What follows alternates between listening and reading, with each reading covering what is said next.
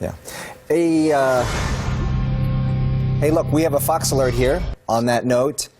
This is in South LA, and we are looking at a SUV that is now stopped. It's almost in a residential area. A white SUV, and the driver's got the window open, and we don't know much about it looks like there was something coming from the this vehicle. pursuit took place, but you can see that driver's side tire smoking right there. So perhaps he's run over something. Do we know what street this is on? We don't, but from what we understand a little bit before we got onto this pursuit here, we understand that there were some spike strips that were laid down on the street, and so that perhaps is why there is smoke emanating there from the tires. So a police pursuit now underway on surface streets in South LA, and we just saw one of the LA Sheriff's Department helicopters there overhead. Look at him as he goes across that intersection there and across that crosswalk. Two people crossing that crosswalk as he makes this left turn. Onto Normandy. He's on Normandy now. Now this is a white Chevy, excuse me, turned off Normandy. This is a white Chevy Tahoe. Looks like a early 90s model. And we're told that the suspect is believed to be armed and dangerous, according to the LA sheriffs. I think armed says it all if you're in a police pursuit. Armed and dangerous. At this point, we do believe or can only see one person in this vehicle. Now, we're told the driver's been driving in circles and that he's trying to talk to people as he drives past them. That was when he was in the area of Vermont and about 43rd. But you can see he's blocked. He's not going very fast through this neighborhood. He was reaching speeds of up to 60 miles an hour at one point, but it looks like he's taking it slow in these residential streets. Then he's slowing down. So the tires, we understand, are not. Although they tried to deploy the spike strips before, they were not effective, or they didn't deploy them in time. Going northbound on Western here, and we understand. On the wrong side of the road. Right there on the wrong, and here comes a crosswalk again. Stopping for pedestrians. Well, that's a good thing. Stopping for a pedestrian at a very busy intersection. And he slowly continues to try to make his way across, stopping all of traffic anyway. Get through the traffic in this busy intersection. You know, LA drivers, why would they even stop? Would you stop? I mean, that was a... So as that was suspicious. He continues to go. As I was saying, they attempted to put some spike strips down earlier, unsuccessful. The smoke that you saw emanating from under the wheel well there somewhere else? It was the brakes. It was the brakes. But they are trying to use those spike strips to slow him down. You can see he's got the window open. It looks like he's holding on to his cell phone there. And apparently he was yelling out the window trying to talk to people as he went by. White Chevy Tahoe, again, the suspect believed to be armed and dangerous, going through the street. Suspect that's wanted by the Sheriff's Department. Right now driving on the wrong side of the road on oncoming traffic. Got his hand out the road again, out of the window again, making gestures at these cars. Again, you probably wouldn't be looking for that if you were making a left turn and a vehicle is driving on the wrong side of the road. Again, wrong side of the road right there. The other officer was definitely throwing out a pair of spike strips. That's what we just saw right there, northbound Western. That apparently would be the first time. Unclear if he hit those spike strips. You did see him swerve. You saw that officer throw those spike strips out in front of him. Great maneuver on the Sheriff's Department's part and a good effort. Unclear if they've worked. We're going to keep an eye on this vehicle. Again, you can see this guy now starting to speed up, which is very dangerous. Now he's going to have less brakes and possibly some flat tires. This is going to be some problems right here. Apparently we're coming up on Vernon, as I understand. Whoa! Look at that, the skateboarder right there.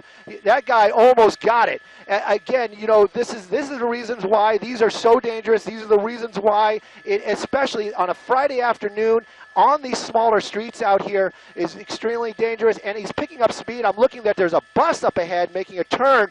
Again, look at this. He's taking center lanes. Now he's starting to get a little bit desperate. He's driving a little bit crazier. It's definitely very tense moments for the officers and anybody watching this, and of course the public at large in the area. It's going to be a very dangerous scene as this guy is driving faster than the traffic allows, and vehicle definitely not in the best of shape.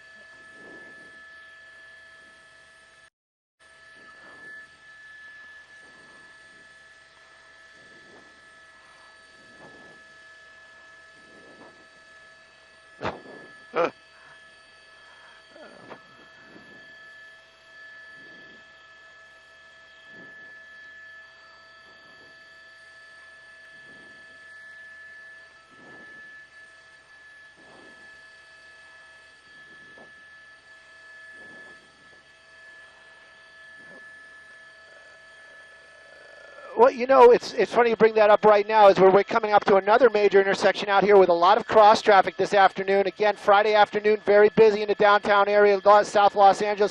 Cut that vehicle off, apparently going very slow. But what the point is right now is that my pilot was just talking with the pilot from the Sheriff's Department down there. Actually, they're probably talking to the Observer, and what we're hearing now is from that other helicopter is domestic violence. There's a domestic violence call. It was the original call for this.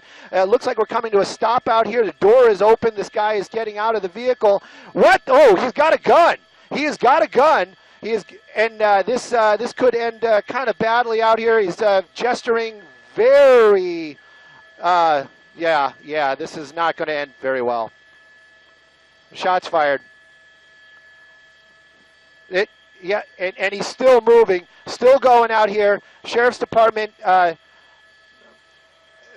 he's still moving. You can definitely see a definite bullet wound to this gentleman, this suspect's back out here.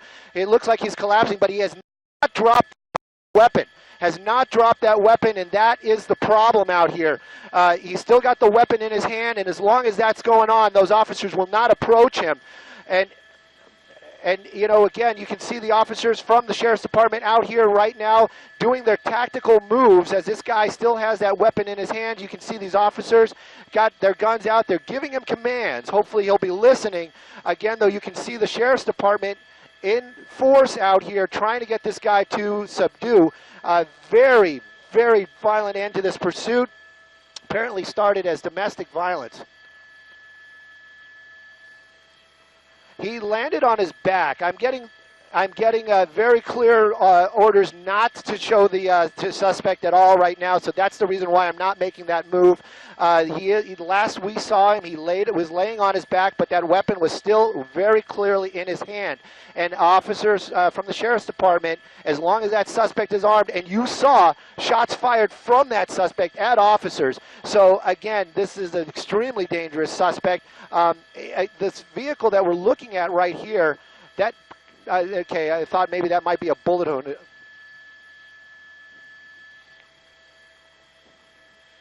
Yes, that shield is bulletproof. Or is bullet resistant. I'm not sure if there's anything that's bulletproof in this world. Again, though, this could be something they could use to approach that suspect.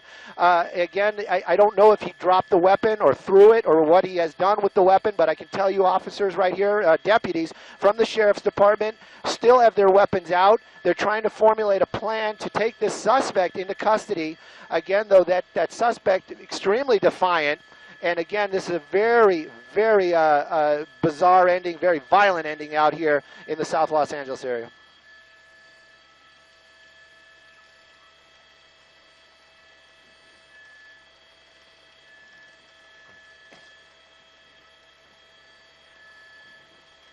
He had what appeared to be some kind of a weapon. There was an exchange of gunfire, and that might be the suspect down on the porch. Large fellow on the ground. Yeah, he is on the ground. He's surrounded by sheriff's deputies, but because they believe he had a gun, that's what led to the gunfire. It looks like a chest or a belly wound. We don't know of anybody else who was in the car, but he was a kidnapping suspect. You can see there's some blood on the shirt as well, but LA County Sheriff's deputies, they're not sure exactly the condition of that suspect, so they're not sure if he's still armed, therefore dangerous, so they're keeping a little bit of a wide berth. They're trying to communicate with him just a little bit, but right now, I'm not sure if you can see my shot, but I can see the house surrounded by LA County Sheriff's deputies. They've got their guns drawn. If firefighters are here, at this point, they're being held out because this is still a potentially very volatile situation. Looks like when he got out of the car, you can see all the sheriff's deputies. You have our picture now. When he got out of that SUV, he jumped out, apparently made a run for it. And again, Mark, you saw this. I didn't, but I heard you mentioning that you believed he had a gun. There was an exchange of gunfire. I'm not sure if the suspect shot, but apparently LA County Sheriff's deputies did shoot at him. He made several threatening gestures at the end of the pursuit. He got out of the vehicle. Normally, people get out and they either give up or they run. Those are pretty much the two things they basically did. Okay. He did not do that. He reached into his waistband, and made several what would appear to be threatening moves and yelled at his pursuers, yelled at the sheriff's deputies, and gestured wildly. I couldn't tell from our vantage point, from Air 7, some 800 feet in the air, with the camera starting to widen out, whether he actually had a weapon in his hands, but the earlier reports were that the suspect was in fact armed, this kidnapping suspect as he was described to us. Yeah. So then that means that they would have been certainly justified, and if they saw a weapon in his hands, they would be justified in firing at him. He is on the porch of this house. You see a dog there? And there's a dog there that looks like it's tied up. He's laying down on his back. Watch that, Bull. And he is, I can't tell if he's got something in his hands or not. Yeah, we can't tell either. That looks like a dog from the house, from the neighborhood. He is still moving. He is down. He's shot. He is injured, and we do see that there is some blood on his shirt indicating he has been shot. And we're hearing now that he does have a gun in his hand. Okay. So that's why LA County Sheriff's deputies right now are keeping a little bit of a wide berth. Make the shot for you just a little bit wider. He apparently has been hit. He is bleeding, but he is still on the ground, and he is moving. And because Sheriff's deputies believe he does have a gun in his hand right now, it wouldn't be in anyone's wide berth for the LA County Sheriff's helicopter in the area. We can't tell if he actually is holding that gun in his hand right now. That's the information we did hear earlier from sheriffs on the ground. Here's some new information we just got. SWAT deputies from the LA County Sheriff's Department, they've been dispatched. Not sure what their ETA is, but they are on the way right now to assist in this situation. That suspect, as you can see, is down on the ground. Appears to have been shot by LA County Sheriff's deputies. We had a tighter shot a short while ago. He's up and he's moving now. That's incredible for someone to be shot, to have a bullet inside their flesh to pierce what appears to be his stomach or maybe his chest and still be able to sit up, communicate, and talk with sheriff's deputies. That is really astonishing. So they might want to also start thinking about, gee, maybe the guy is under the influence of some kind of drugs, alcohol, some kind of medication.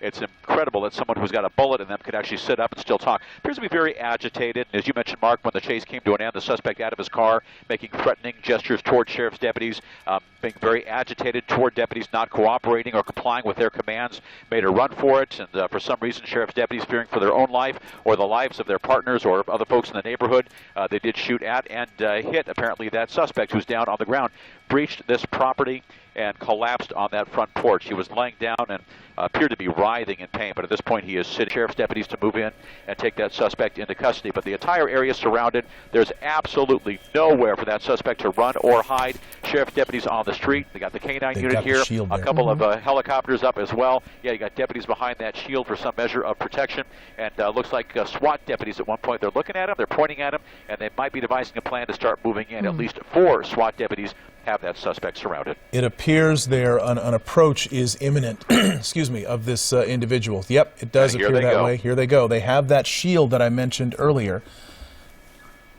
And watch out for the cat at the bottom of your screen. Doesn't really know what's going on. But that is the property. They're getting closer and closer behind that shield. You've got 2 sheriff's deputies in the light tan shirts, 1 deputy holding up that shield, and then the SWAT deputy just behind him with a high-powered rifle. That could be an automatic weapon, Mark, as you had mentioned earlier. And these guys are brutally well fortified. They are extremely well trained, and they go through training year-round to prepare for situations, circumstances just like this. So he might have moved in just to get a closer look. He's got the weapon apparently pointed toward the suspect on the porch. Open up that shot for you just a bit. He's opening up the gates and then backing off just a little bit, all the while most likely still communicating with that suspect. They know exactly what they want him to do, and if they have to, they'll use a variety of different languages. If he doesn't speak English, they could use a variety of other means to communicate with that suspect. They want him to get rid of that gun and surrender peacefully. They approach the suspect, they approach that front gate, they open it, or apparently tried to open it, and now they're backing off on 43rd on at Vermont Avenue. Okay, so they couldn't open the gate. That's part of the problem here. So that's a tactical problem that has presented itself.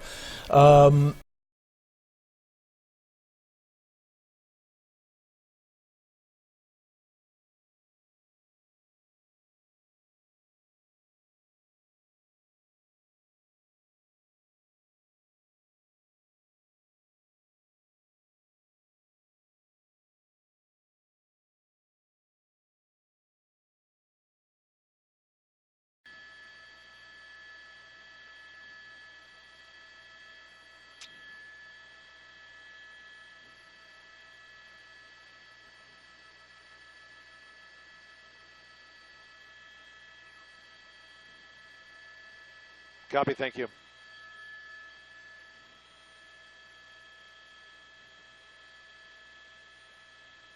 Dude, tase him, man, tase him.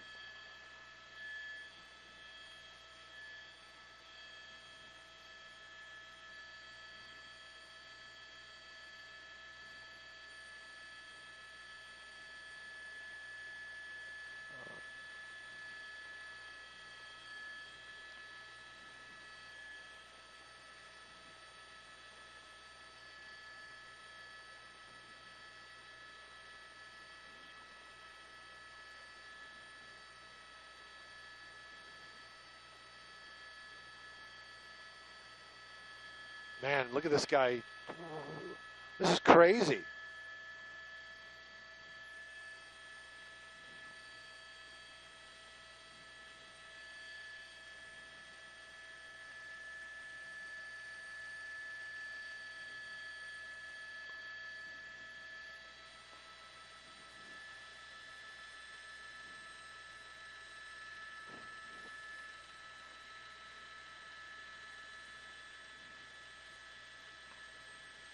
They've got their guns trained on that guy. He is coming out. He's got his hands up. He is most likely seriously injured. He's trying to understand what they're trying to tell him. Do you want me to get down on the ground? He's gesturing toward them, and yes, they want his hands up in the air. They want him to get face down on the ground right now. As he approaches, gets closer and closer. This is being a situation less and less threatening for LA County Sheriff's deputies because he's got his hands up. It is an oversized T-shirt, so he could reach theoretically for another weapon if we need to. We're going to reposition. But looks like he's walking right to deputies. He's within just a few feet. They've got their guns drawn and trained on him. He is injured, therefore somewhat incapacitated. We're going to reposition the helicopter to come around to the south side, complying with their very commands right now. They're being very specific. Get down on the ground. We know you're injured. Look at all that blood. He's lost a great deal of blood. We're going to double up now to give you that shot. He is down on the ground, very seriously injured. They got the K9 unit here. There he is at the bottom of your screen. They're putting the handcuffs on that suspect, and they are treating this gentleman very, very gingerly. They're being very gentle with him. He is in custody, very seriously injured, pulling the K9 out, pulling that police dog back out. And in time, firefighters, they're very nearby. These are sheriff's deputies, SWAT deputies. They're also very well trained in first aid. They have paramedics with the LA County Sheriff's Department, so if they have to come in and treat the suspect before the firefighters are brought in, that's fine as well. We haven't seen them clear that car just yet, so at any point they're going to approach the SUV. That was a kidnapping suspect. They're going to make sure there's no one else inside that car. This appears to be the only suspect. There was a situation that was a pursuit a short while ago. It ended here on 43rd off of Vermont.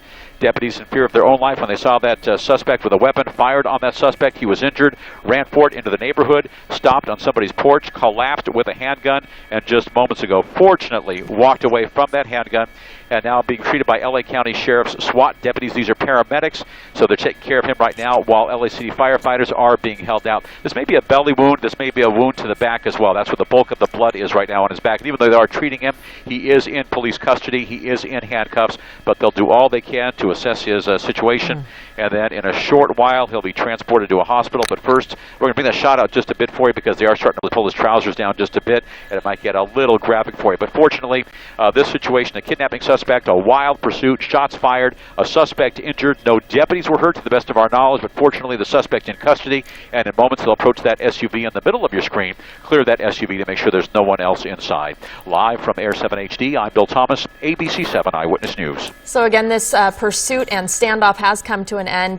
Deputies cutting off his shirt and cuffing him. They now have him in custody. So this was a very dangerous situation that now has appeared to come to an end. And coming up in just about 9 minutes, KODC LA 56 Eyewitness News at 7 p.m. with Rudabeh Shahbazi tonight and Mark Brown. Stay tuned. They'll have complete wrap-up of this situation and all the day's news.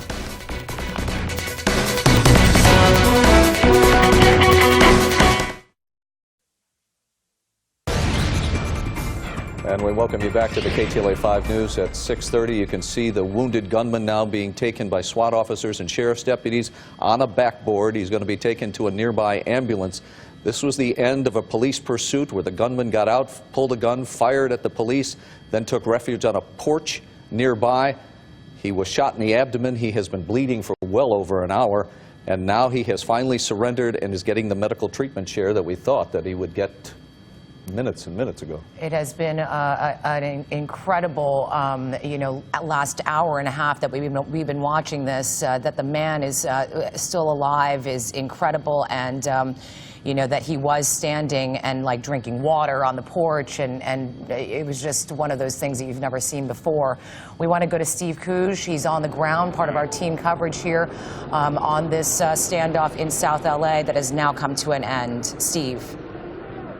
Well, Sherry, yeah, we just saw the man being loaded up into the ambulance. His friends and family have now gathered here on the police tape, as close as they can to see him. They're cheering his name on. Family have identified the suspect to us as Miguel Hector Pugo.